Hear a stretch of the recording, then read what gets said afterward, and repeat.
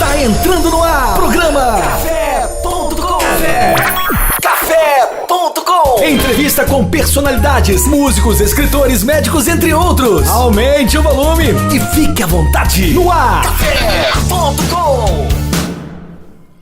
Oi você, estamos aqui mais uma vez com o programa Café.com da nossa www.radioequipeleopoldina.com e hoje recebendo, hoje eu e a Vitória, aluna do nosso terceiro ano, estamos aqui recebendo a visita ilustre do Padre Marcelo. O Padre Marcelo é o pároco da Igreja do Rosário, da nossa Igreja do Rosário, assim posso dizer, porque nós estamos aqui, né, nas cercanias da Igreja do Rosário.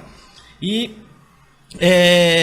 eu gostaria de começar perguntando, Padre Marcelo, quem é o Padre Marcelo? De onde veio o Padre Marcelo? Como é que o Padre Marcelo chegou na Igreja do Rosário? Muito bem, uma boa tarde a todos vocês. E primeiro, a alegria, a satisfação poder estar aqui, né, conhecendo, né, a rádio web, a equipe.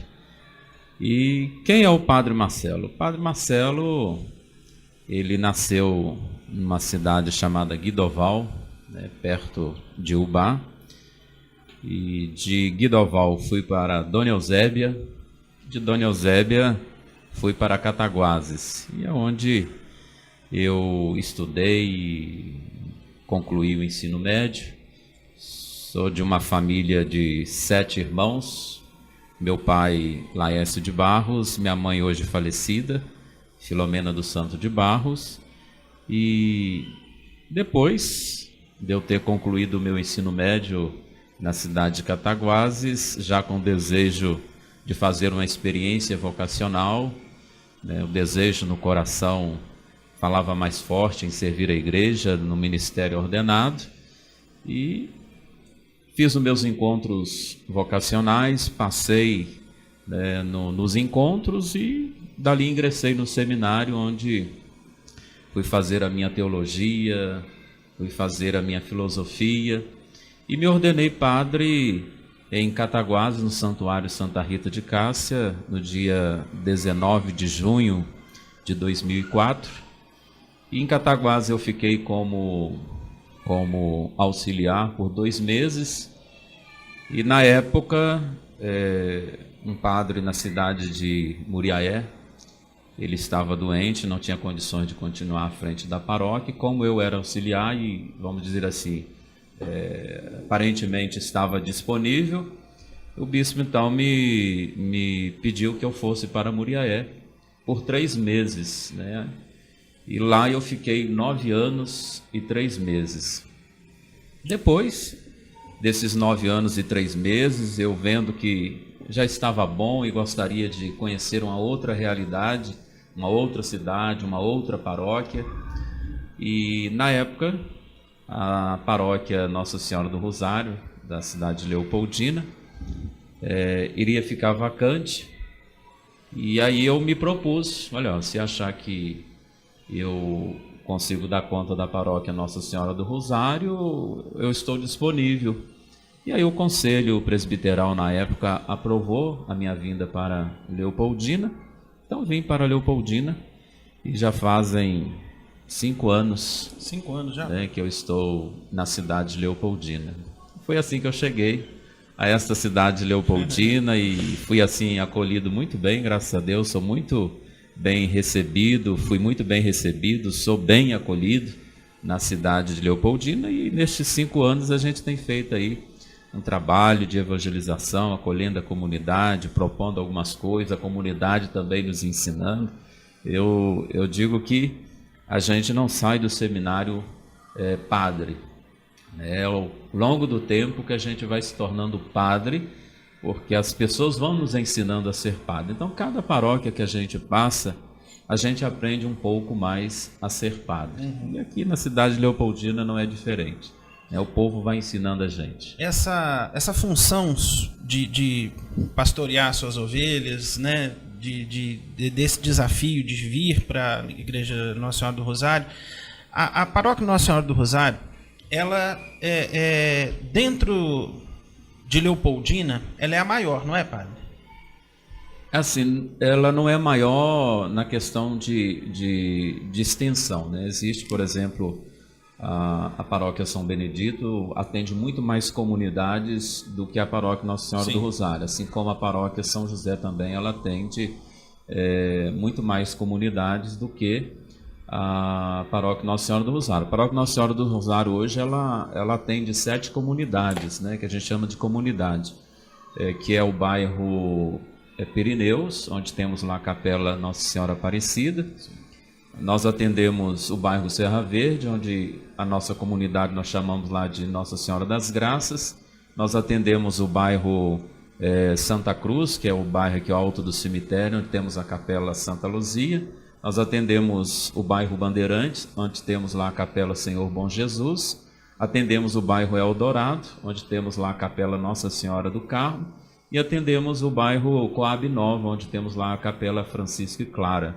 Então, e também temos na BR-116 uma capelinha que foi doada para a igreja, então a gente dá assistência a essa capela lá, que é a Capela Nossa Senhora do Socorro. Então, nós temos assim 5 comunidades e praticamente essas comunidades são todas dentro da cidade, né? Quando a gente fala assim, se ela é maior, a gente pode dizer assim, questão de fluxo, né? Ela é muito maior na questão de fluxo, de participação. O bairro Bela Vista, o bairro São Cristóvão são bairros populosos, mas também aqui os bairros aqui, Bandeirantes, Alto Cemitério, Eldorado, são bairros muito populosos. Isso. Quais são os grandes desafios da paróquia Nossa Senhora do Rosário que o senhor vem enfrentando e diga-se de passagem, muito bem? Tá, os desafios são muitos, né? O desafio da igreja no mundo pós-moderno hoje é muito grande, então... Porque vocês pegam bairros de muita carência. Sim, Serra Verde, Popular, né? Sim. São bairros muito carentes. Isso, a gente tenta fazer um trabalho, nosso trabalho é um trabalho de evangelização, onde nós temos nas comunidades conselhos, pessoas de pastorais, que na ausência do padre, elas estão fazendo esse trabalho, mas é um trabalho desafiador de evangelização hoje, onde que a gente percebe que o mundo moderno ele tenta desacralizar cada vez mais essa questão religiosa. Então, para a gente hoje que é religioso, no mundo assim totalmente desacralizado, você evangelizar não é fácil, né? E nós temos aí vários aspectos que vão de desencontro à fé.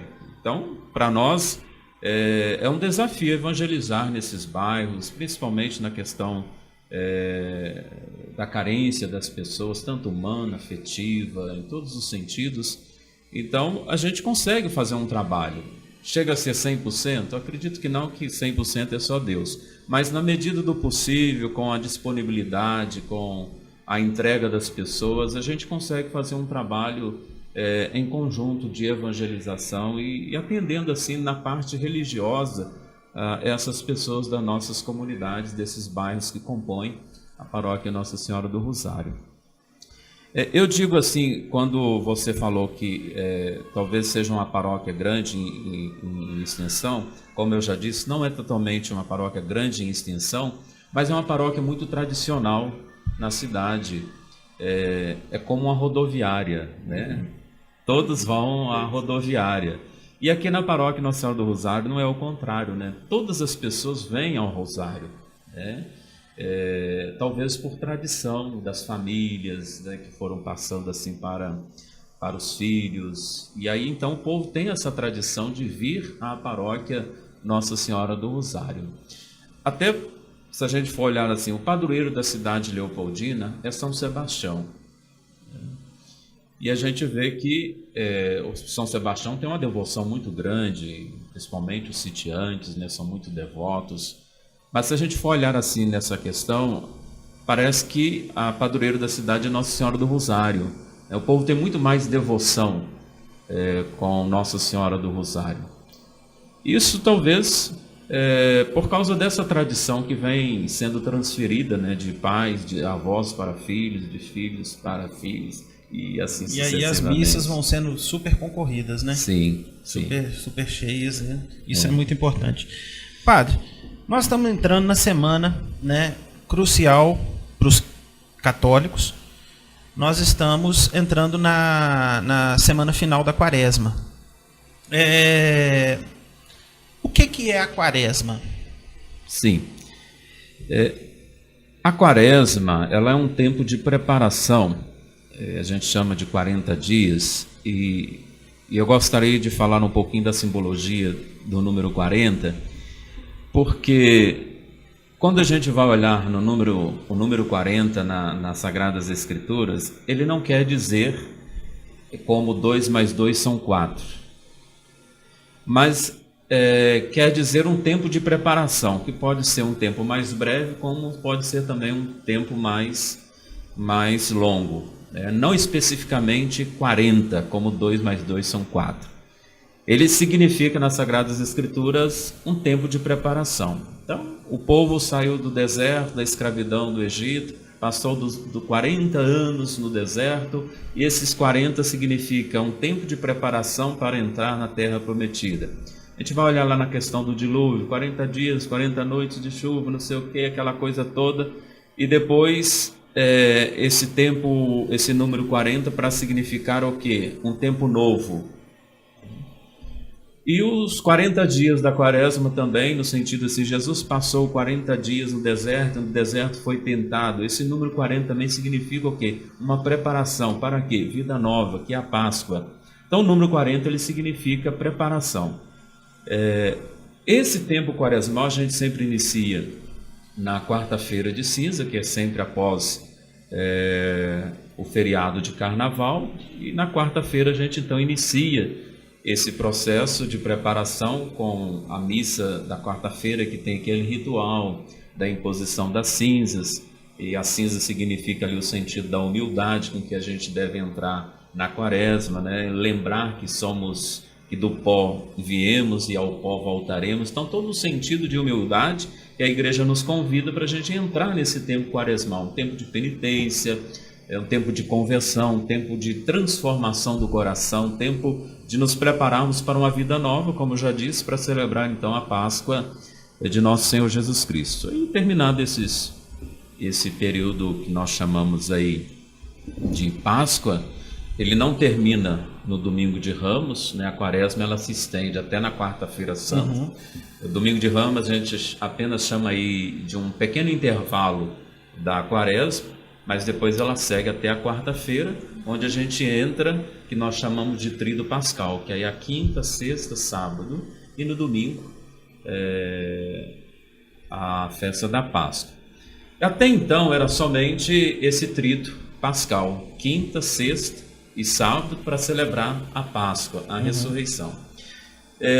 Depois, com o tempo, a igreja foi pensando assim, se é uma festa tão importante, 3 dias só para a preparação é muito pouco.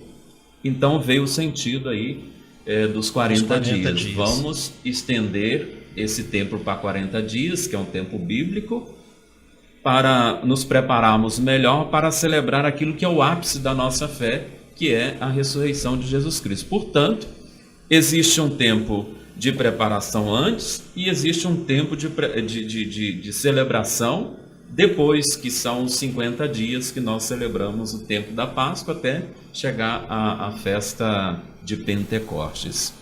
Então existe toda uma preparação. Eu fiz uma pequena pesquisa, padre. O interessante é a Páscoa, ela já existia, né, antes do cristianismo, porque a Páscoa, os pastores comemoravam a entrada da primavera no hemisfério norte e do outono no hemisfério sul, né? Então, os pastores nômades, eles faziam essas comemorações. E quando a igreja começou a se organizar, lá nos idos do século IV, mais ou menos, né, foi criando-se os ritos, né? Exato. E se não me engano, no concílio de Nicéia, primeiro né? concílio de Nicéia ecumênico, né? O concílio 325 já da era cristã. Isso. Criou-se o feriado da Páscoa. E o feriado da Páscoa, padre, muita gente faz confusão, porque ele não tem uma data fixa. O senhor poderia explicar como é que funciona isso? Por quê? Se a quarta-feira de cinzas é o início da Quaresma, Tem quarta-feira de cinzas que é em fevereiro, tem quarta-feira de cinzas que é em março, igual foi esse ano, e as pessoas fazem muita confusão. Exato. Né? Então, o senhor poderia explicar o porquê dessa data móvel, vamos dizer assim? Sim. Como você falou, a Páscoa ela já é celebrada há 5.700 anos, né? Como sentido de passagem, de festa, que o povo já celebrava. A Semana Santa ela foi organizada, como nós celebramos hoje, a partir do Concílio Ecumênico de Nicéia, que foi o primeiro concílio no ano 325. Daí para cá, então, se organizou as celebrações como nós temos hoje. E por que a Páscoa, então, ela é uma data volante? Justamente porque acompanha-se as fases da Lua. Então, tudo é preparado pelas fases da Lua. Então, o calendário ele é preparado sobre as fases da Lua. Se você for perceber direitinho, sempre na sexta-feira santa, sábado, domingo de Páscoa, você vai perceber que a Lua é cheia. Então, ela acontece sempre... a primeira lua cheia. A primeira lua cheia depois do equinócio. Do equinócio. E isso vai cair sempre. Só para esclarecer, o equinócio é quando o dia e a noite eles têm o mesmo tempo. Exato, né? exato. Então, porque naquela época, antigamente, na época dos pastores, né, nós não se tinha o calendário que nós temos hoje. Né? Então, se organizava pela lua, pelas fases. Né? Pelas fases da lua. E aí... sempre a Semana Santa ela vai cair nessa data, do dia 22 de março ao dia 25 de abril. Nesse intervalo aí, se eu não me engano, de 35 dias, vai acontecer a Semana Santa. Não muda desse período. Então, ela é uma data volante, mas ela não sai desse período de 22 de março a 25 de abril. Geralmente ela vai cair sempre na primeira ou na segunda semana de abril. E por que cai precisamente na lua cheia? Porque a Semana Santa, a Quaresma, ela começa na primeira... Como é que é? Lua cheia, né? Tá, todo o calendário, tanto quanto o calendário cristão e até mesmo talvez o calendário pagão, a primeira coisa que se marca, né, nesse calendário é a Sexta-feira da Paixão, o Domingo de Páscoa. E daí se deriva, então, todas as datas. Aí que vem, marca o Carnaval, marca aquelas coisas todas. Acompanha as fases da Lua, justamente aquilo que o Rodrigo acabava de falar para nós aí. É quando o dia e... o dia e a noite. O dia e a noite tem o mesmo horário. Tem os mesmos, o mesmo isso tempo. Que significa o equinócio. Exato. E a partir daí, então, olhando assim, a primeira lua cheia depois desse período, é que vem então todo o sentido da Quaresma, aliás, da Quaresma não, isso mesmo, da Quaresma e da Sexta-feira da Paixão, da Páscoa, mas sempre assim, nesse período, não cai fora desse período. Repito, é uma data volante, mas que sempre vai estar nesse espaço de 35 dias, entre 22 de março e 25 de abril. Não muda esse período aí. É devido a isso que a gente tem essas variações aí de datas. Né? Então, quando começa a Quaresma, todos os santos da igreja, eles são tampados por um tecido roxo. Por causa do luto e a tristeza que essa cor traz, não é? E por que esses santos são tampados? É uma curiosidade que eu tenho muito grande, e eu sempre levo um susto quando eu chego na igreja e vejo tudo tampado, porque fica bem sombrio, um ar bem estranho dentro da igreja. Tá, era um hábito antigo, hoje não tem necessidade mais. Era uma tradição antiga, hoje não tem, não há necessidade, mas também não é proibido. Cobrir as imagens durante os 40 dias. Hoje pede-se que talvez a partir da 5ª semana da quaresma, pode-se tampar com um véu roxo as imagens. Por que se tampa as imagens? Durante as 4 primeiras semanas da quaresma, todo o texto bíblico ele é voltado para as pessoas, para nós, onde os textos bíblicos vão nos convidando à conversão, vão nos convidando a uma preparação interior. Então os textos, até o 4º domingo da quaresma, eles são voltados para as pessoas, para nós. A partir do 5º domingo da quaresma, os textos já são voltados para a pessoa de Jesus Cristo. E aí o fato de cobrir as imagens é o quê? Se os textos são voltados para a pessoa de Jesus Cristo, a igreja convida os cristãos a tirar os olhos, vamos dizer assim, das belezas das imagens e contemplar somente Jesus Cristo. Por isso se cobre as imagens. Vamos tirar o olhar das imagens para que o nosso olhar seja voltado para Jesus Cristo. Então, aí o sentido de cobrir as imagens, levar o povo a desviar o olhar das imagens para olhar para Jesus Cristo. E é esse o motivo pelo qual, então, a igreja ela cobre as imagens nesse período da quaresma. Então, você vai ver que tem igreja que conserva ainda desde a quarta-feira de cinzas e vai ter igreja que, a partir da 5ª semana da quaresma, cobre as imagens até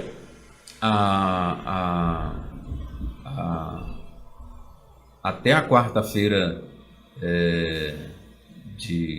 até a quarta-feira da quaresma, da Semana Santa, e depois já começa a se preparar para a grande alegria, né? onde é festa. Então vamos descobrir que é vida nova, né? Vamos ressuscitar. Essa ressurreição que é proposta pela igreja nesse período, né, da gente fazer essa reflexão interna e a gente mudar, né, essa mudança proposta. Quais são as principais obrigações dos católicos no período da quaresma? Sim, quando a gente inicia a quaresma, a igreja pede que a gente viva o jejum, a abstinência, o jejum, a caridade e a oração. São práticas externas que nos levam a uma mudança interior. Então ela pede que a gente tente viver essas práticas externas, por exemplo, o jejum. Quando a igreja me propõe, ela não propõe você jejuar os 40 dias, não é isso. O que a igreja pede não quer dizer que você não possa jejuar os 40 dias, nada disso. Mas a igreja, por exemplo, padre, eu tenho que ficar sem comer carne os 40 dias da quaresma? Não. O que a igreja pede é que na quarta-feira de cinzas e na sexta-feira da paixão, a gente se abstenha de carne. Quarta de cinzas e sexta-feira da paixão. Não tem necessidade de ser os 40 dias. Mas por que a igreja nos pede isso? Bom, quando eu jejuo, eu estou automaticamente me privando de uma coisa. E o fato de eu privar alguma coisa, eu coloco em mim, vamos dizer assim, entre aspas, um freio. E aí eu aprendo a dominar os meus desejos, os meus impulsos. Então o sentido de fazer um jejum é isso. É para você aprender a trabalhar os seus impulsos e, ao mesmo tempo, ao trabalhar os seus impulsos, você percebe assim, você é chamado a se colocar no lugar do outro que naquele momento pode não ter aquilo que às vezes você tem em sobra. Então, o sentido de jejum te leva a isso, a um policiamento, a uma correção, podemos dizer assim, dos seus desejos, dos seus impulsos. E o sentido da caridade é a mesma coisa. O sentido da caridade é você se colocar no lugar do outro. Então, quando eu faço uma caridade, eu me coloco no lugar do outro. E a caridade, ela nos humaniza. Por quê? Porque quando a gente faz bem a alguém, automaticamente nós nos sentimos bem. Eu até falava com o pessoal na igreja, usando aquela música que sempre fica um pouco de perfume nas mãos de quem oferece rosas. Então, é o sentido, quando a gente faz caridade, sempre retorna para a gente, sempre fica um pouco nas nossas mãos. Então, o sentido de você colocar-se no lugar do outro. E depois a oração a gente já ora, mas na quaresma nós pedimos assim que nós intensifiquemos a nossa oração. Então, são essas práticas externas que a igreja nos convida a viver, no sentido assim, de nos prepararmos interiormente para viver aquilo que é tão sublime na nossa fé, que é a Páscoa. Sim, e nós sabemos que a quaresma é um tempo de mudança, assim como você jejuar, fazer orações mais vezes e tal. Só que tem uma importância muito grande da confissão, e eu queria saber o porquê confessar nesse período e qual a importância da confissão, né, para a quaresma, Semana Santa. Sim. Se a quaresma ela nos propõe uma mudança de vida, nós acreditamos que a mudança de vida ela começa a partir daquele momento em que as pessoas elas se redimem dos seus pecados, se veem como pecadoras e elas veem no padre aquele que em nome da igreja pode dar absolvição daquilo que ela considera como miséria na sua vida. Eu digo que o pecado são os excessos da nossa vida. Tudo aquilo que se torna um excesso na nossa vida, ele pode se considerar um pecado. E como a proposta da quaresma é que as pessoas façam uma mudança de vida, transforme o seu coração, que façam a transformação do seu coração, nós acreditamos que a transformação ela passa também pelo arrependimento, como a gente percebe num evangelho muito conhecido que nós meditamos também na Semana Santa, que as pessoas conhecem como o evangelho do filho pródigo. Eu já chamo esse evangelho do Pai misericordioso, né? Onde o filho sai e é o pai que pratica misericórdia com ele, muito que o acolhe. Bonito. E o caminho de volta para a casa do pai é o arrependimento. O que o filho, quando percebe que está no fundo do poço, que cometeu um erro, ele se arrepende e vê que está errado e diz assim: poxa, eu vou voltar para a casa do meu pai, vou dizer para ele que eu pequei, que eu errei e voltar aos braços dele. Então isso começa com arrependimento. A quaresma nos leva a isso, a um arrependimento. Então, é o caminho que nos leva de volta ao Pai. E nós, cristãos católicos, nós acreditamos no sacramento da confissão, que não foi instituído, né, por nós padres, mas é um sacramento bíblico que a gente percebe lá, o próprio Jesus delegando isso aos seus apóstolos: aqueles a quem perdoardes, muitos serão perdoados, aqueles que não perdoardes serão retidos. Então já é um sacramento que o Senhor delega pessoas, o Senhor delega as pessoas, e nós nos sentimos essas pessoas que em nome da igreja, em nome de Deus, a gente então absolve as pessoas daquilo que as pessoas colocam como as suas misérias. E eu costumo dizer que uma confissão bem feita, ela restaura vidas. Uma confissão bem feita restaura vidas, porque quando as pessoas elas confiam no padre, misérias que ela não confia em ninguém, mas confia no padre, porque ela sabe que o padre ele vai guardar aquele segredo que ela passou para ele. E a confissão é muito séria. Realmente, nós padres, se revelarmos um segredo de confissão, nós somos punidos por isso. Até pode ocasionar o afastamento do ministério, se nós revelarmos o segredo de confissão. E se algum fiel sentir que o padre revelou a confissão dela, ela pode entrar com um processo que nós chamamos, existe na igreja um tribunal que nós chamamos tribunal eclesiástico. Ela pode entrar com esse pedido no tribunal eclesiástico, vai acontecer toda aquela questão de um tribunal civil mesmo, tal, e o padre pode até perder o seu ministério por ter revelado um segredo de confissão. Então a confissão ainda é levada muito a sério, onde muitas pessoas procuram por confiar as suas misérias a uma pessoa que ela sabe que não vai revelar. Existe até pessoas que dizem, padre, você não vai sair daqui não, né, padre? Vai ficar entre nós. Então, é porque as pessoas confiam. Então, fala assim, quando a gente joga as nossas misérias para fora, a gente abre espaço para que a misericórdia de Deus age. E é nesse momento que muitas pessoas são curadas. Uma curiosidade, padre também confessa? Sim. Com quem? Sim, nós confessamos com outros padres. Com outros padres? Com outros padres. Nós temos o nosso retiro espiritual, que é um retiro anual que nós fazemos. Sempre após o carnaval a gente faz esse retiro espiritual. E no retiro espiritual nós temos um momento celebrativo, onde nós somos preparados para que dentro daquela celebração, cada padre procura um outro padre que se sentir à vontade, e ali ele faz a sua confissão e recebe também a absolvição, né, dos pecados pelo colega que está atendendo.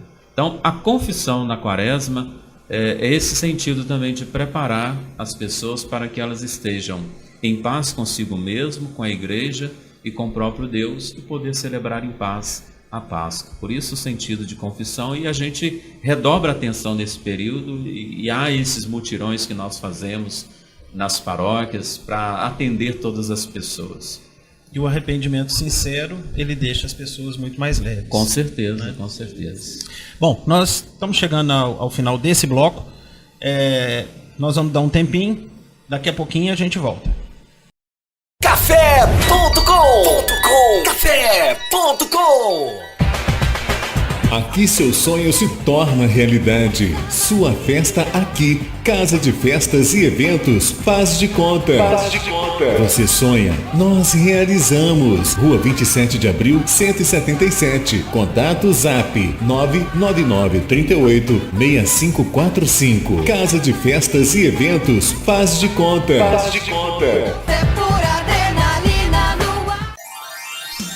Decorações com balões e balões com gás hélio é na Festa e Companhia. Aluguéis de móveis provençais, artigos para festas em geral, aluguéis de mesas, cadeiras, toalhas, parcelamos sua festa. Festa e Companhia, Rua Presidente Carlos Luz 423, fone 3441-6365. Aluguéis de cortina de LED é na Festa e Companhia. Tambores, móveis rústicos, Festa e Companhia. Faça sua festa com mais alegria. Gente, aquele meu crush americano veio falar comigo. Sério? E aí, como é que foi? Aí ele disse que gostava de mim. Em inglês. Ah, e aí? E aí, conta, amiga. Aí eu respondi, I like you too. E ele?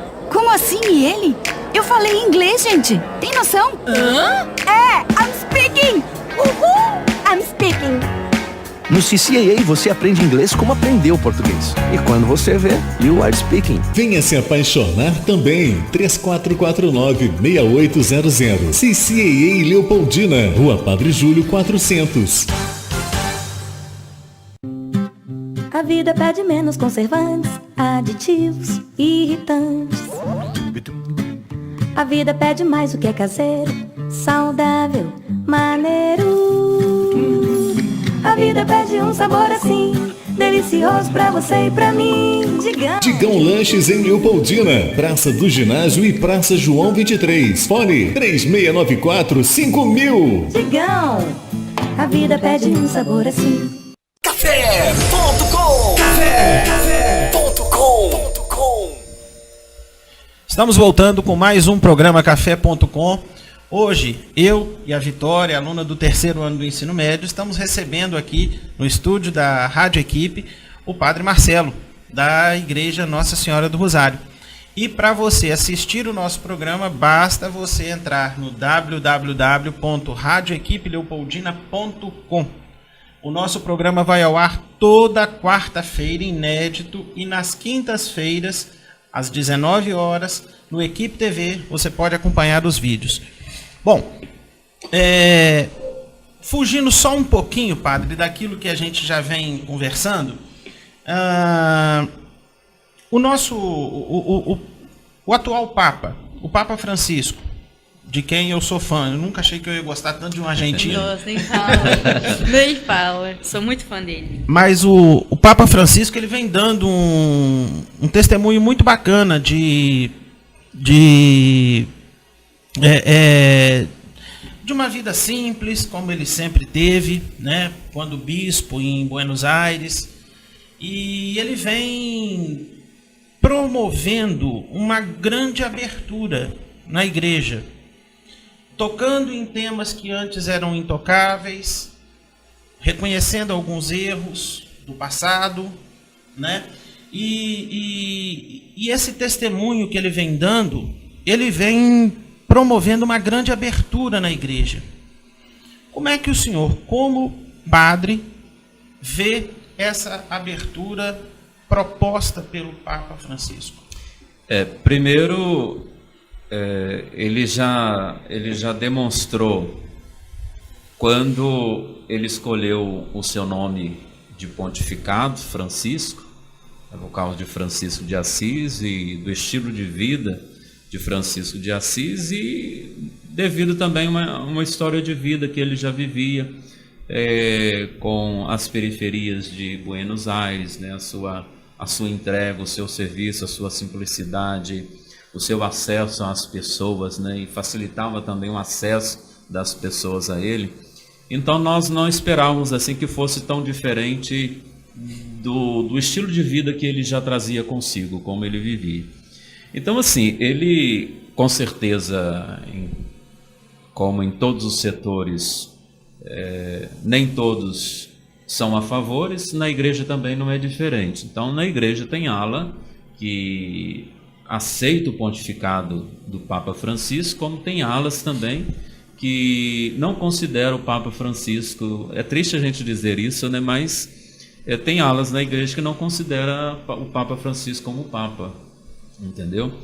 Mas assim, ele veio para revolucionar a igreja precisava assim de uma revolução, precisava de tocar em certos assuntos que até então eram um pouco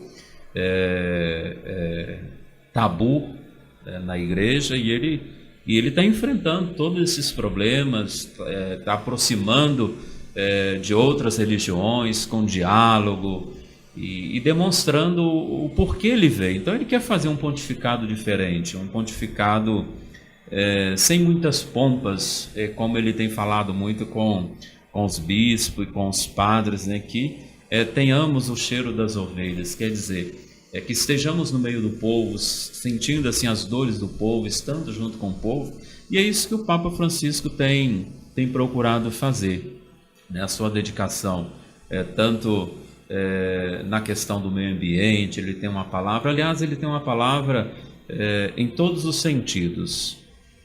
No meio ambiente, na questão familiar, na questão dos padres, nesta questão sexual que a gente está vendo agora aí, que é uma ferida aberta no coração da igreja, que estamos trabalhando para isso e para sarar e sanar, vamos dizer assim, essa ferida que está aberta no coração da igreja. E com certeza, por causa dessa ferida, muitas pessoas hoje duvidam da fé na igreja, mas o Papa Francisco, ele não está escondendo isso, ele está trabalhando todos esses assuntos com muita abertura e até pegando mais firme na questão da preparação dos futuros padres, para que os padres realmente estejam voltados para aquilo que é a essência de ser sacerdócio realmente. Então, eu vejo ele assim como uma pessoa que vai marcar, aliás, já está marcando, né, a história da nossa Igreja Católica. E acredito que vai conseguir muito mais, e ele tem mexido em muitas coisas da igreja, que até então era bastante fechada e radical, né? Só dele ter tirado algumas pompas, né? Só dele... uma coisa interessante que hoje a internet está mostrando aí, é um gesto assim simples, mas que fala muito...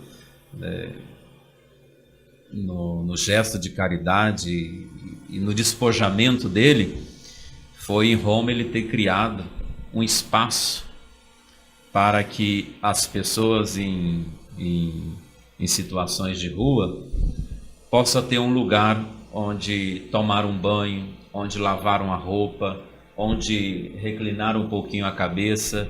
Então, ele construiu isso para que as pessoas necessitadas, pessoas em situações de rua, possam ter um lugar onde possa tomar banho, onde possa se alimentar, onde possa lavar a sua roupa. Então, isso é muito interessante no pontificado do Papa Francisco. E sem contar as inúmeras coisas, né, que ele vai apresentando para a igreja, as suas falas, né, que realmente tem um peso.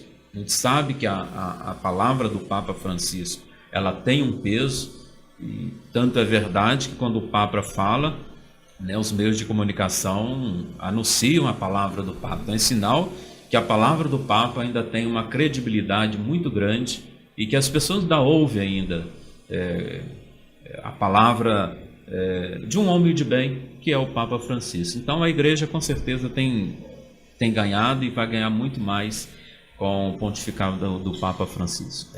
Da década de 50 para cá, desde o pontificado de João 23, eu observo, é uma observação minha, Marcelo, se você discordar, né? Eu observo o seguinte: João 23 abriu a igreja, né? Foi o primeiro Papa a começar a fazer viagens, a sair de Roma, né? Então, João 23 fez a abertura inicial da igreja. O sucessor dele foi Paulo VI. Paulo VI foi uma das cabeças pensantes mais importantes que já passaram pela Terra. Ele tinha várias faculdades, ele falava praticamente todos os idiomas, muitos dialetos, era uma sumidade, uma inteligência fora do normal. Mas um Papa muito fechado, um Papa muito retrógrado, no sentido de não dar sequência às aberturas de João 23. Logo depois veio, com a morte do Paulo VI, veio o João Paulo I, que ficou pouco mais de 30 dias, 32 dias. Um Papa transitório. Um Papa transitório, ele faleceu, né? E aí o Karol Wojtyła, polonês, num país que não tinha tanta tradição católica, foi eleito João Paulo II. João Paulo II, não tenho o que falar, carismático, né? Fez uma grande abertura na igreja e foi sucedido pelo braço direito dele, que era o Bento, que era o Ratzinger, né? O cardeal Ratzinger. E o Bento fez uma gestão também mais conservadora. Né? Talvez mais retrógrada no sentido de parar outro um pouco homem as aberturas. Inteligentíssimo, um dos Sim. maiores teólogos Sim. que nós temos na igreja, é o Papa Emérito Bento XVI. E agora com o Francisco, uma nova abertura. Isso, Marcelo, como é que você vê um Papa que abre, um Papa que é mais conservador, um Papa que faz abertura, outro mais carismático, outro mais conservador? Como é que você vê isso? Isso é um momento? A igreja ela vai se moldando ao momento? Como é que você vê essa situação?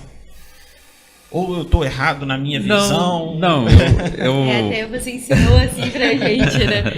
Não, eu acredito assim. Eu acho que quando, por exemplo, eu quando me ordenei padre, né, me tornei padre, a gente carrega conosco alguns ideais, que a gente não abre mão desses ideais. Aí eu vejo que também os papas não são diferentes. Eles são eleitos papas, mas eles trazem também, né, carregado consigo, né, os seus ideais, a forma como eles acreditam que deve ser, a forma como eles acreditam que deve preservar a fé.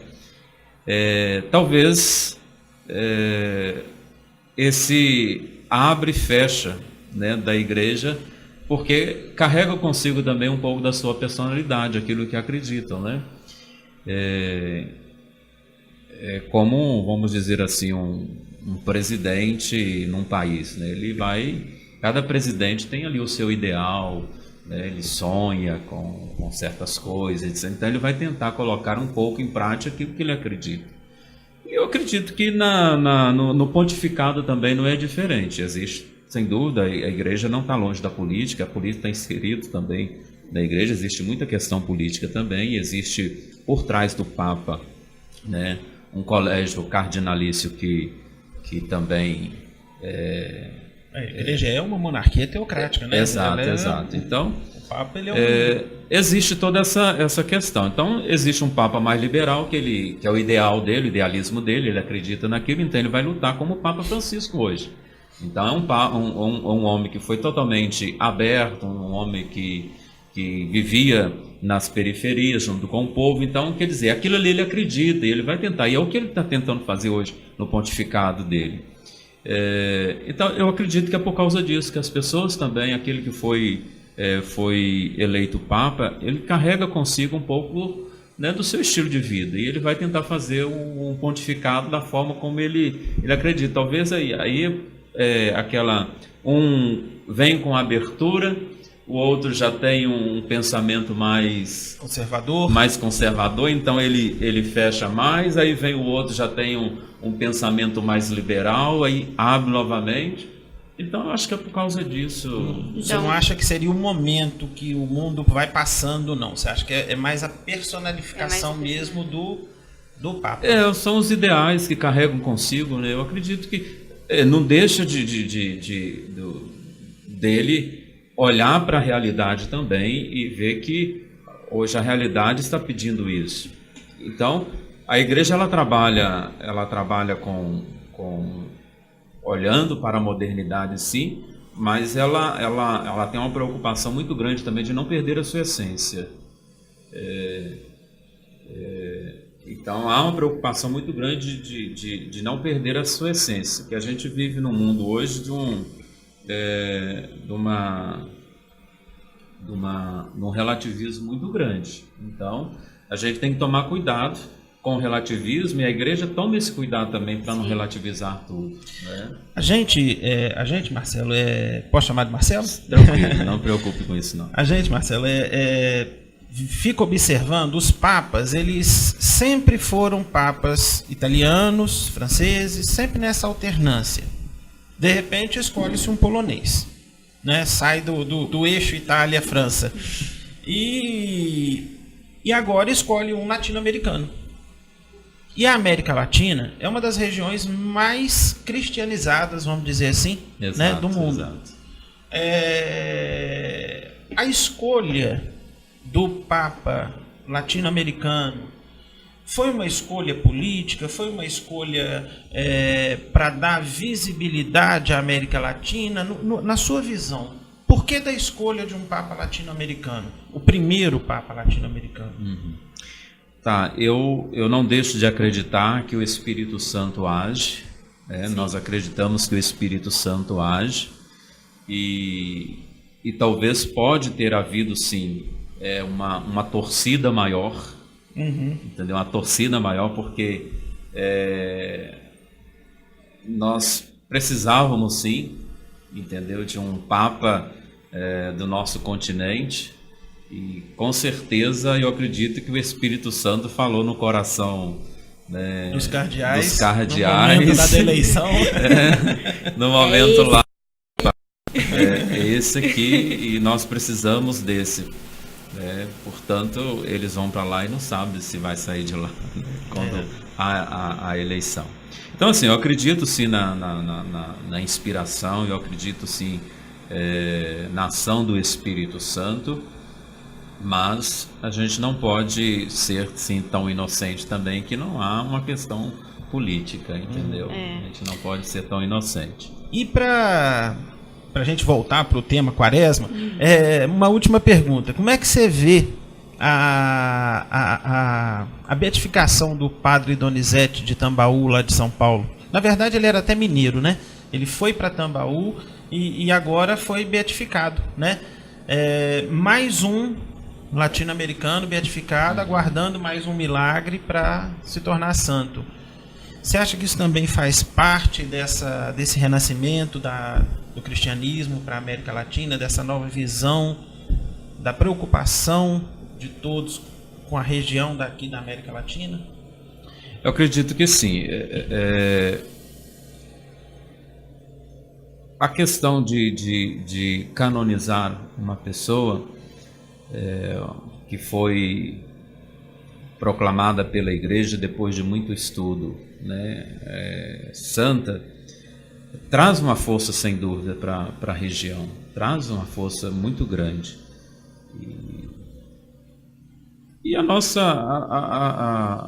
nossa região, ela estava um pouco carente disso, né? A gente vê muitos santos europeus, né? Muitos santos europeus. Santos latinos a gente percebe poucos, mas por quê? Isso aí envolve uma série de questões, né? Questões financeiras, que é muito caro um processo também, né? De canonização, então envolve todas essas questões, entendeu? Não é simplesmente chegar lá e fulano porque é para santo. quem não Então, conhece, existe uma investigação muito profunda. Muito profunda, tanto dos de milagres, médicos, não é somente de... Isso tudo despende de recursos, Exato. né? Tanto de médicos cristãos, quanto de médicos não cristãos. Existe uma equipe onde vai trabalhar aquela situação para ver se realmente ali houve a interferência de Deus. Se houve interferência de Deus, a gente chama de milagre. Se não houve, então não pode ser considerado um milagre. Então, há uma equipe de investigação, de estudos, a tal ponto de levar, não, realmente houve ali uma interferência de Deus. Então, conta muito isso, com certeza. Canonizar uma pessoa de um estado, de um país, conta muito para a igreja. Isso somam forças. Vamos voltar ao nosso tema? Vamos voltar. Marcelo, o Domingo de Ramos, ele marca a abertura do final da Quaresma? Seria isso? Porque o Domingo de Ramos é a entrada de Cristo, né, em Jerusalém, né? Então, assim, o Domingo de Ramos, ele seria já o início do final da Quaresma? Pode-se dizer dessa forma ou não? Não, como eu falava lá no início, a gente pode chamar aqui o Domingo de Ramos, né, um pequeno intervalo da Quaresma, porque depois a Quaresma continua, segunda, terça e quarta. Então, Domingo de Ramos, nós chamamos até mesmo de Domingo da Paixão. Portanto, o evangelho que é proclamado no Domingo de Ramos é o evangelho da Paixão. Então, nós chamamos Domingo da Paixão.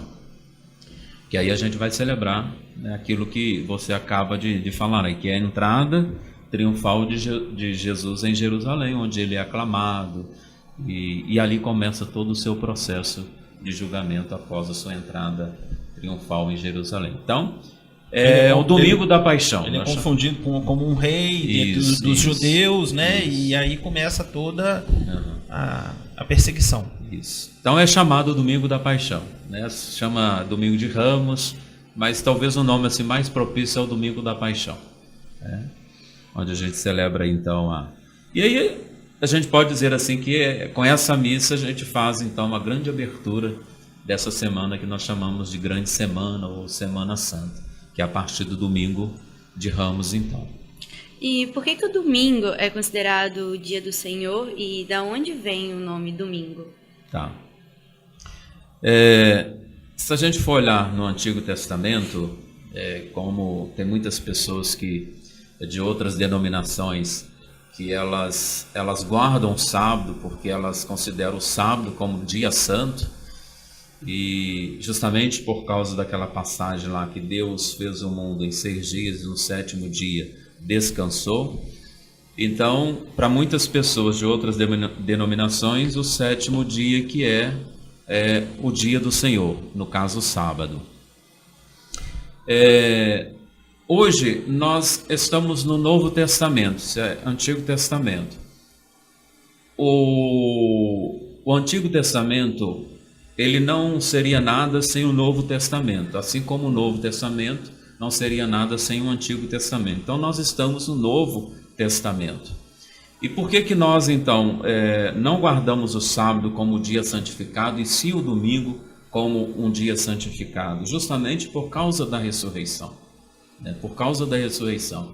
é o dia que o Senhor ressuscita. Né? Se a gente for fazer lá as contas dos 3 dias, na sexta-feira, às 3 horas da tarde, não é como a gente marca o nosso dia hoje. Para os judeus, o dia já começa a contar a partir do entardecer do pôr do sol, e é por isso que dá os 3 dias no domingo de Páscoa.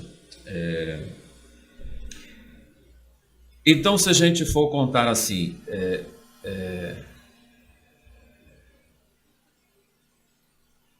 depois da ressurreição, as aparições de Jesus, sempre vai dizer assim: 8 dias após, estando os discípulos reunidos, Jesus apareceu no meio deles. 8 dias após, o seu que, sempre no domingo. Então, quer dizer, a gente vai entendendo como ele ressuscitou no domingo, e ele sempre aparecia 8 dias após, que são 8 dias e 8 cai no domingo, e como ele ressuscitou no domingo, nós entendemos o domingo como o dia do Senhor. Por isso aí é o Dies Domini, dia do Senhor, por causa da ressurreição. Então, para nós cristãos católicos, o dia santificado, porque estamos no Novo Testamento, é o domingo e não o sábado. Simplesmente por causa disso. Eu também queria saber o que se deve fazer toda sexta-feira do ano. Porque, tipo assim, as pessoas falam que toda sexta-feira, por ser a paixão de Cristo na quaresma e tal, a gente tem que rezar mais, e, enfim, nas sexta-feiras. Isso é verdade? Mentira? Se a gente tem que guardar todas as sexta-feiras também? Não, não tem que guardar todas as sexta-feiras. Eu falei aqui no início que a igreja pede que a gente se abstenha ou faça o jejum somente na quarta de cinzas e na sexta-feira da paixão.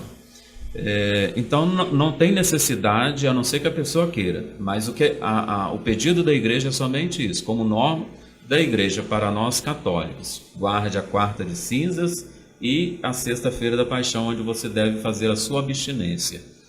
Justamente por causa do sentido em que nós celebramos a morte de Cristo, entendeu? E a carne, a relação que a carne tem com isso? Porque assim, pede para guardar nas quartas de cinza e na sexta-feira santa, né? Isso. O que a carne tem a ver relacionado? Porque você pode não comer a carne de boi e de porco, mas você pode comer de peixe. Então... quando a gente fala no sentido da carne, a gente vai mais no sentido do sofrimento, entendeu? Então, quando eu me abstenho de carne, de carne, de animais sacrificados, eu lembro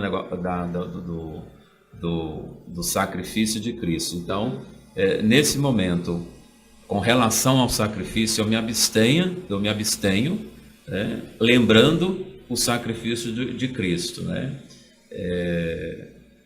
Justamente por causa do sofrimento, e aí a gente vai ligando essas questões. Então, ao me abster, né, de carne na sexta-feira da paixão, eu da forma como é sacrificado o animal, né, o sacrifício, o sofrimento, eu me abstenho ali e me ligo ao sofrimento de Cristo. Então, eu me resguardo disso e volto, né, para o sofrimento de Cristo. Então, simplesmente isso. O peixe, por causa de toda a tradição da Santa Ceia, e se a gente for olhar lá em algumas explicações, por que o peixe? Porque não existe ali no peixe nervos que façam o peixe sofrer, alguma coisa assim, tem umas coisas assim. E aí, os outros animais, existe a questão do nervo, né, que vai causar o sofrimento nos animais, então tem tudo um sentido. Então, com relação ao sacrifício dos animais, né, eu me remeto ao sacrifício de Cristo, né, onde foi sacrificado. Então, mais ou menos um sentido assim, não sei se conseguiu esclarecer muito, mas... É um momento de reflexão. Exato. Né? É um momento de pensar. Exatamente. Então é simplesmente esses 2 dias, não é obrigado todas as sextas-feiras do ano, entendeu? Isso vai da pessoa, e se ela quiser fazer, É a pessoa, não é a igreja que está pedindo. E o pedido da igreja é apenas a quarta-feira de cinza e a sexta-feira da paixão. Padre Marcelo, e o que a Paróquia Nossa Senhora do Rosário preparou para os fiéis, né? Sim. Agora na Semana Santa? Na Igreja do Rosário, nós estamos celebrando essa semana, que nós chamamos a Semana das Dores, né, que é a semana que antecede a Grande Semana. Então, cada noite a gente tem meditado sobre uma dor de Nossa Senhora. No sábado, nós teremos na Matriz do Rosário às 19 horas uma celebração, que não é uma missa, é uma celebração penitencial, onde aquelas pessoas que não tiveram a oportunidade de fazer a confissão auricular, nós fazemos uma celebração onde a gente leva as pessoas a um exame de consciência e depois a gente dá a absolvição geral dos pecados. Então, a celebração penitencial. E no domingo, então, a gente já inicia... E o horário dessa celebração, Padre Marcelo? É às 19 horas no sábado. 19 horas. No domingo, que é o domingo de Ramos, a gente já inicia às 6h30 da manhã com a concentração aqui na Praça do Ginásio, onde nós daremos a bênção dos ramos e daqui sairemos em procissão para a Matriz do Rosário, onde celebraremos então a missa do domingo de Ramos. Depois, às 19 horas, nós temos a segunda missa na Matriz. Na segunda-feira, que é a Segunda-feira Santa, nós vamos fazer em comum com todas as paróquias, onde teremos uma missa no Rosário às 19h30, que essa missa nós chamamos a missa do depósito, né, de Nossa Senhora. É uma palavra estranha, mas é essa palavra mesmo, a missa de depósito, onde tem uma missa. Depois a gente sai em procissão com a imagem de Nossa Senhora das Dores até a paróquia São José. Na terça-feira santa, teremos missa na Catedral, com todas as paróquias, e de lá a gente sai em procissão após a missa com a imagem de Nosso Senhor dos Passos, que vai para a paróquia São Benedito. E na quarta-feira santa, na paróquia de São José e na paróquia de São Benedito, tem missa às 19 horas, depois sai a procissão para a gente celebrar o encontro, que é o encontro de Jesus com sua mãe. E esse encontro vai acontecer na Praça da Catedral. Esse encontro vai acontecer na Praça da Catedral, quando as duas procissões se encontram. E ali nós temos um sermão chamado Sermão do Encontro, que será proferido pelo Padre Custódio. Na quinta-feira, às 9 horas da manhã, nós teremos na Catedral uma missa que nós chamamos Missa da Unidade, onde todos os padres participam juntos e é onde que os padres renovam o seu ministério diante do bispo. Então, é uma missa que nós chamamos Missa da Unidade, onde o bispo abençoa os santos óleos que são distribuídos para as paróquias, que é o óleo do batismo, da crisma e dos enfermos, que a gente usa durante todo o ano, até chegar a outra Semana Santa, a próxima Semana Santa.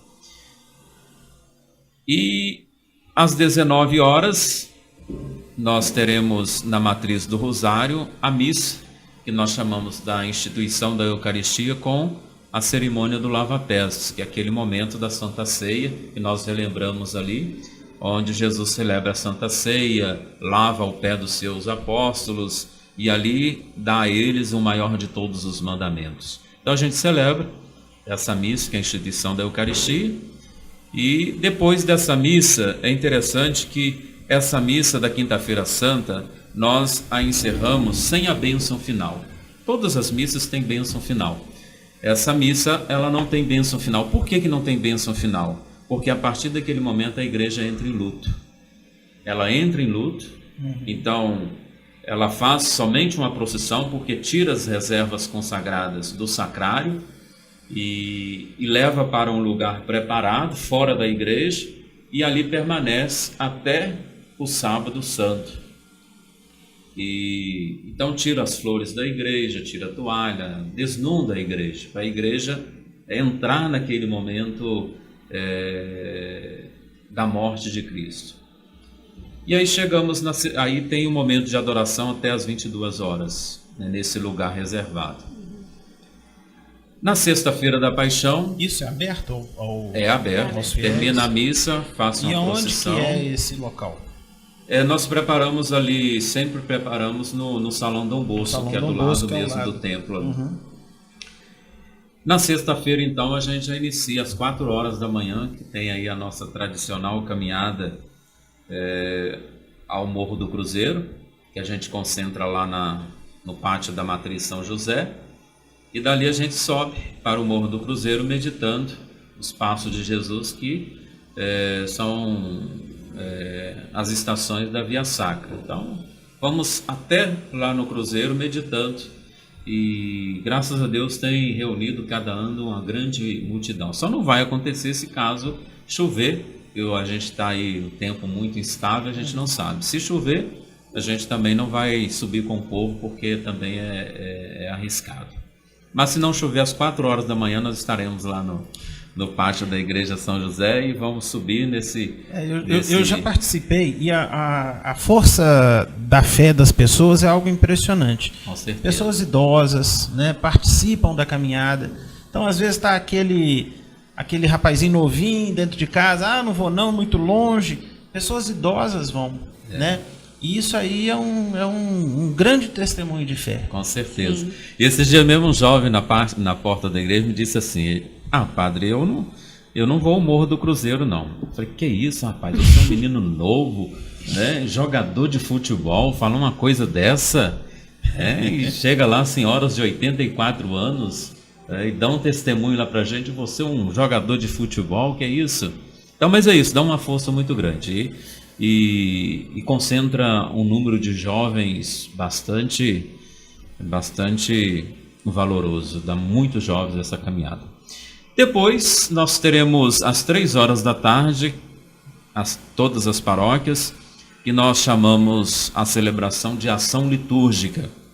Não é missa, é o único dia que a Igreja Católica não celebra a missa, que a gente não pode celebrar a missa nesse dia, que nós estamos celebrando a morte de Jesus Cristo. Então é uma celebração que nós chamamos de ação litúrgica, onde nessa ação litúrgica nós temos a nossa oração, que nós chamamos de oração universal, que a gente reza por todas as instâncias, e depois tem o tradicional beijo da cruz, onde a gente venera o Cristo crucificado diante da cruz, e cada pessoa passa, dá ali o seu beijo na cruz, e encerrado aquele momento, sai todo mundo em silêncio e vai para a sua casa. E à noite nós teremos na paróquia São José, às 19 horas, a encenação da paixão e morte de Cristo. Todo ano a gente faz somente o descendimento da cruz com o sermão. Esse ano a gente modificou, nós estamos tentando fazer um trabalho com os jovens, então nós esse ano vamos fazer a encenação da paixão, sacra, né? Da paixão e morte de Cristo. E depois dali vamos sair em procissão com a imagem do Senhor morto até a catedral. Isso na sexta-feira da paixão. No sábado santo, cada paróquia tem a sua celebração. Na Matriz do Rosário, nós teremos a nossa celebração às 19 horas.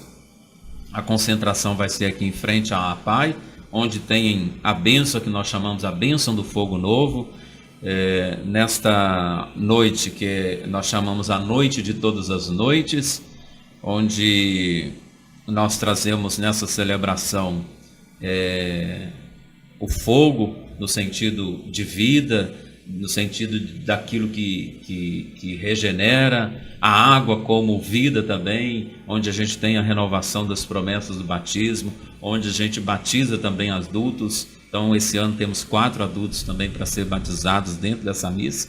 Então, começando ali em frente à Pai, com a bênção do fogo, depois uma procissão até a Matriz do Rosário, onde celebra então essa missa, que nós chamamos a missa da Vigília Pascal.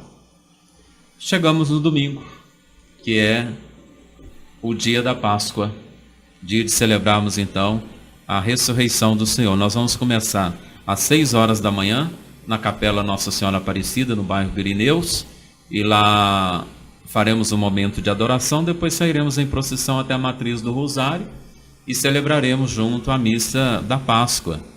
E encerrando à noite, às 19 horas, com a missa que nós chamamos do Triunfo de Nossa Senhora, e ali encerramos então todas as atividades da Semana Santa.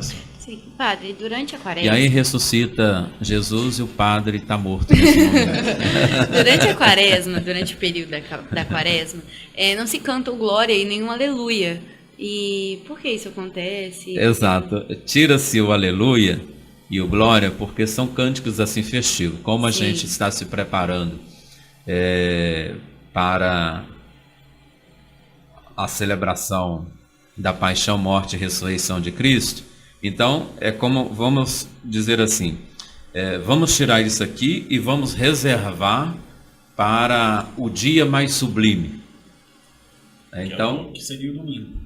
no sábado santo a gente já canta o hino de louvor, já Já. pode cantar o aleluia. Então a gente tira e, vamos dizer assim, a gente guarda no interior aquilo ali e fica doido para chegar e explodir, né, de alegria porque Cristo ressuscitou.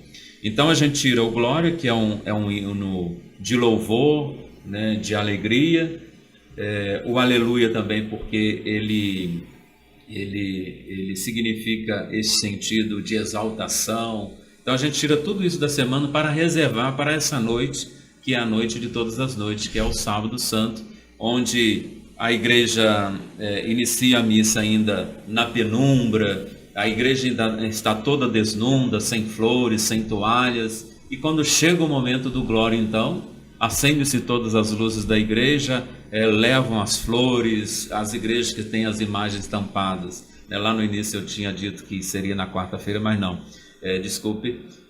No sábado, nesse momento, desnunda, aliás, tira os véus das imagens, acende-se as luzes, as velas, que até então estava tudo apagado, e canta-se o hino de louvor, dando glórias a Deus pela beleza que a gente está celebrando. A vida venceu a morte. Por isso. Se você podia contar pra gente um pouquinho de como que você guardava a quaresma, como que era na sua época de infância, como que você vivia esse período. Eu tenho 43 anos. Então não é muita coisa, não. Não mudou muita mas coisa, assim, eu ainda venho assim venho de um berço, né, religioso. Então eu, na minha infância, até mesmo na adolescência, a gente viveu muito isso, porque os pais, né, viviam isso com a gente. Então Semana Santa para a gente era realmente quaresma para a gente realmente era a quaresma. Nós entrávamos realmente naquela vivência quaresmal, e eu me lembro, como criança, a gente ainda tinha medo daquelas fábulas, né, da mula sem cabeça, do lobisomem. Então a gente tinha medo de sair à noite na rua. E por que eles falam isso? Eu acredito que... Botar medo mesmo? Não sei, isso vem lá dos tempos dos avós, né, dessas fábulas, né, e aí a gente cresceu com isso, né, Então tínhamos medo de sair na rua à noite, né, que as pessoas falavam que era na quaresma, os bichos estavam soltos, então não podia ficar na rua. Então eu cresci com isso, e de cobrir realmente as imagens dentro de casa. E aí chegava na Semana Santa, realmente a gente vivia aquele espírito da Semana Santa. Por exemplo, na sexta-feira da Paixão, né, não podia varrer a casa antes do meio-dia, né, não podia trabalhar antes do meio-dia, então entrava mesmo naquele sentido. Então foi assim que eu vivi na minha adolescência, na minha infância, esse período quaresmal e período da Semana Santa, junto com a minha família, porque eles receberam isso dos pais deles e transferiram para nós também, filhos. Bom, nós estamos chegando ao final de mais um programa muito bacana, e eu queria assim deixar os microfones da nossa rádio equipe, padre, para o senhor fazer as suas considerações finais e conclamar as pessoas, né, para esse momento da Semana Santa. Ok. Eu agradeço a oportunidade, né, que a Rádio Equipe está dando para a igreja, né, na pessoa do Padre Marcelo, esse espaço, né, para a gente esclarecer algumas coisas, né, falar sobre algumas curiosidades que as pessoas têm. Então é sempre bom esclarecer algumas dúvidas. Espero que eu tenha assim atingido aí o objetivo e ter esclarecido algumas coisas e parabenizar a rádio. Eu acho que é uma atitude relevante de vocês, do equipe, nessa rádio, e vale a pena. Muito obrigado pelo espaço, e aí a gente convida as pessoas que vivam conosco este período da Semana Santa. Volte o coração, né, para Deus, como nos dizia lá no início da Quaresma o profeta Joel, né? Rasgai o coração e não as vestes, porque é o coração que precisa ser transformado. Então que a gente assim possa viver essa Semana Santa com muita fé, com muita piedade, como o povo de Leopoldina tem vivido anos anteriores. Nosso muito obrigado, Padre Marcelo. É uma honra receber o senhor aqui. Tenho certeza que a Vitória também gostou muito, né, Vitória? Gostei bastante. É isso aí. Foi a primeira vez. Adorei. E infelizmente a gente chegou ao final de mais um programa. Mas já fica o convite para um próximo. Com certeza. Um grande abraço a todos, e para assistir o nosso programa basta clicar em www.radioequipeleopoldina.com e o nosso café.com, todas as quartas-feiras às 19 horas, estará com vocês pela Rádio Equipe. Um abraço a todos. Café.com.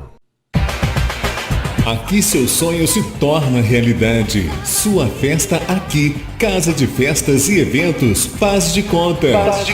Você sonha, nós realizamos. Rua 27 de Abril, 177. Contato Zap 999386545. Casa de Festas e Eventos Faz de Conta.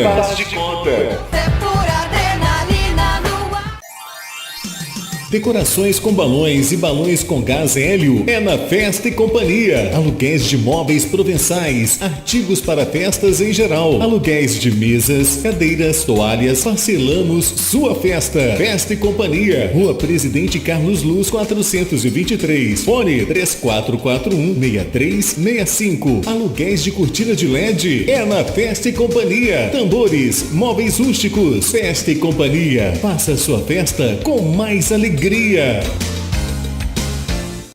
Gente, aquele meu crush americano veio falar comigo. Sério? E aí, como é que foi? Aí ele disse que gostava de mim. Em inglês? E aí? E aí, conta, amiga. Aí eu respondi, I like you too. E ele? Como assim, e ele? Eu falei em inglês, gente. Tem noção? Hã? I'm speaking. Uhul! I'm speaking. No CCAA você aprende inglês como aprendeu português. E quando você vê, you are speaking. Venha se apaixonar também. 3449-6800. CCAA Leopoldina, Rua Padre Júlio 400.